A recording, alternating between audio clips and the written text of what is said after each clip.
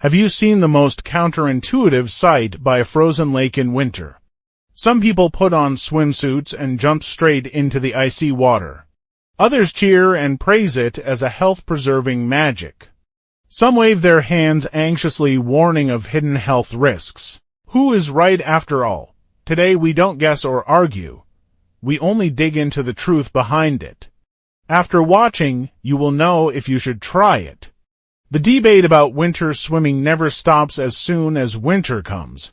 Among the supporters, there are many loyal enthusiasts, such as 65-year-old John, who insists on swimming in the frozen river every early morning for 10 years. He said that he used to take a long time to recover from colds, but now he hardly gets sick. His blood circulation has improved, and he sleeps very soundly every night. He also specially showed his physical examination report. But the opposing voices are also strong, including not only ordinary people but also many people in the fitness and medical industries. 32-year-old fitness instructor Sarah said that she has seen many students try winter swimming blindly and finally either have chest pain or severe colds. Low temperature will bring a lot of burden to the heart and lungs. This is not health preservation at all, but harm to one's own health. The two statements are completely opposite. No wonder everyone is confused. Is winter swimming a magical health-preserving trick or a risky behavior not worth trying? Don't jump to conclusions yet. Let's first figure out what the basis of both sides is. First, let's look at the core reasons of the health-preserving camp. Their claims are not groundless, and there is indeed scientific research to support them. The most commonly mentioned one is boosting immunity. The University of Tromsø in Norway conducted a study that followed a group of winter swimmers for a full year. The results found that these people have higher levels of white blood cells in their bodies, and white blood cells are the soldiers that fight against viruses and bacteria. Compared with people who don't swim in winter, their incidence of colds and flu is 30% lower. Another key point is improving cardiovascular health. When the body is suddenly immersed in cold water, the blood vessels will contract rapidly and then slowly dilate as the body adapts. This contraction-dilation process is like doing an exercise for the blood vessels, which can enhance vascular elasticity.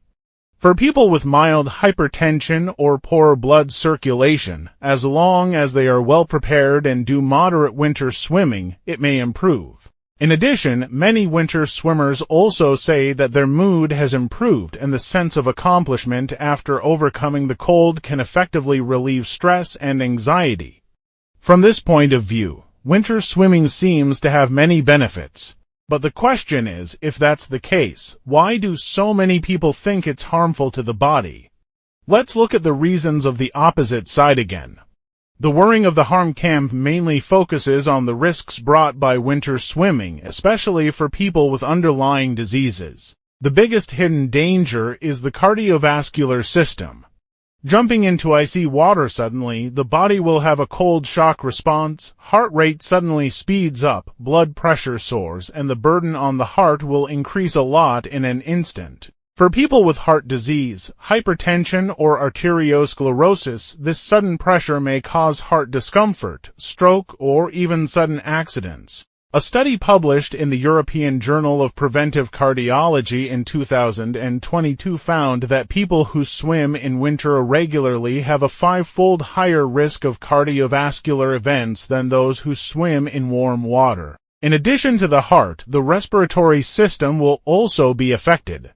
For example, 50-year-old Ms. Wong, who has allergic asthma, tried winter swimming after hearing that it can enhance immunity. As a result, her airway was stimulated by cold water after entering the water, triggering an asthma attack on the spot. Fortunately, people around her carried emergency medicine to relieve it. Cold water can irritate the airways, leading to airway spasm, which in turn causes coughing, chest tightness, and shortness of breath, and even asthma attacks. People with respiratory diseases are at higher risk. Another problem is hypothermia. Staying in cold water for too long, when the body temperature drops below 36 degrees Celsius, symptoms of hypothermia will appear, such as shivering, confusion, slurred speech, and even life-threatening in severe cases. The Harm Camp believes that for most people, especially those who are untrained and have poor physical fitness, the risks of winter swimming far outweigh the benefits. Are you more confused after seeing this? On the one hand, there are health benefits supported by science, and on the other hand, there are health risks that cannot be ignored. Which side is right after all? Is winter swimming good or bad? In fact, if you think carefully, have you found that the two sides are not discussing the same type of people or the same way of swimming at all? What the health-preserving camp is talking about are mostly people with good physical fitness, no underlying diseases, and who also follow scientific training methods. What the Harm Camp is warning about are those who try blindly, do not prepare, or have poor health conditions. But is this the whole truth? There is another key question unresolved, even for healthy people. Is winter swimming necessarily beneficial? Are there any hidden risks that both sides have overlooked? We collected data from 10,000 winter swimmers and consulted 5 authoritative experts in sports medicine and cardiology. The final truth may surprise you. Keep watching to find out. Dr. Emily Carter, a sports medicine expert from Harvard Medical School, told us that the impact of winter swimming on the body depends on 3 core factors: physical fitness, preparation, and swimming duration. First, physical fitness. Winter swimming is not for everyone. Only people with good cardiopulmonary function, strong immunity, and no chronic diseases such as heart disease, hypertension, diabetes, respiratory diseases are suitable to try. The elderly, children, pregnant women, or those who are overweight are generally not recommended to swim in winter. For example, we interviewed a 40-year-old office worker Li Wei, who rarely exercises at ordinary times. He followed the trend when he saw others swimming in winter for health preservation, jumped into the water without any preparation, and ended up feeling chest tightness and dizziness after swimming for only a few dozen seconds, and was rescued by people next to him. Second, preparation work, which is the most critical step. Many people get injured because they jump into the water directly without warming up.